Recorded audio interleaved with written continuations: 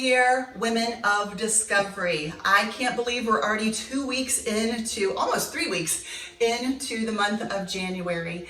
And this is our monthly minute. And we just want to be able to take just a few minutes to inform you and hopefully inspire you. And so I'm just going to start with a few things that are happening in the life of discovery for women, and then also move into just a little bit of a testimony from me personally. So first of all, connection weekends are coming up where you get to connect. Our heart and prayer as women's leadership is that you do life in community, that you're not isolated, that you're not going it alone. We were not created to live that way. And so that is why we have group life all the time throughout the church. We've got a spring season, a fall season, and even some things offered in the summer so that you can do life in community while you're learning about who God is, who He's made you to be, and then what He's calling you to do. So get into a group. We are looking forward to all that's happening at our Alafaya campus, our Sand Lake campus, and at our Winter Garden campus. And then we have coming up in March 25th, it is our, hopefully annually, but we did one last year that's called Night of Laughter. And that is going to be at our Sand Lake campus. And tickets will go up here pretty soon. I'm not sure when, but I'm just kind of giving you a save the date. So save March 25th.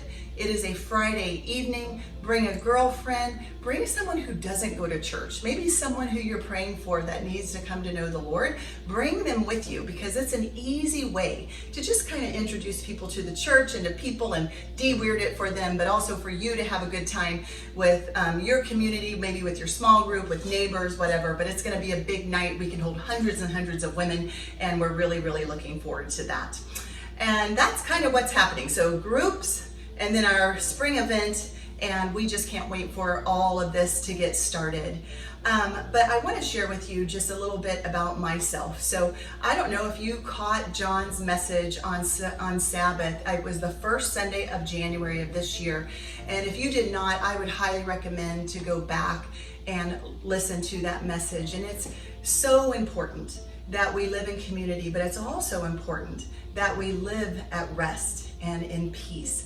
And taking time for yourself will allow you to do that so that it's just you, just the Lord, just things that bring life and not all the things that pull from us. So with that, God's been talking to me a lot about that in this last year.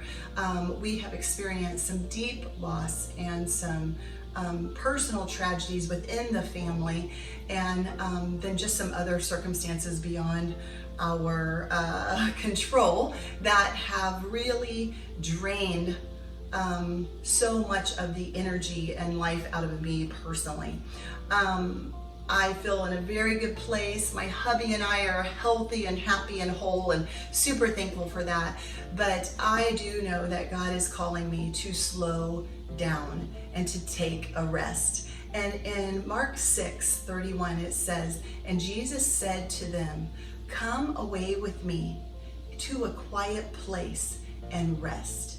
And that is what I'm hearing the Lord calling me, is to come away with Him to a quiet place and rest. The verse actually goes on to say that He did this because there were so many people around they didn't even eat. And I've certainly been guilty of that there are so many people around and so many things happening going on that I didn't even stop to eat, which is on me, but still, life and days can kind of get that way.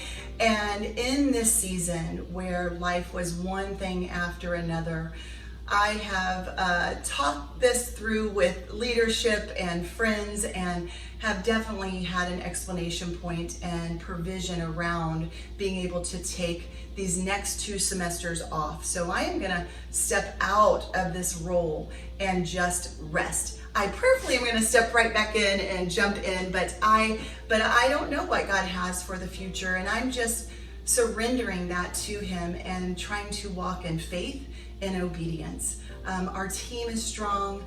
Patty out at Sand Lake, Karen, who's just has such a great women's ministry out at our Alafaya campus, and we've added Jen to our team, and she is our administrative assistant. They are in really good places. So all is well. Our Winter Garden team has a solid leadership team and volunteer team. So we believe it's going to be one of our best years, and that women will thrive in community and in individually growing. And so my heart is just to say to you that whatever God's calling you to, even if it feels scary, even if it feels unnatural, if He's calling you to it, say yes.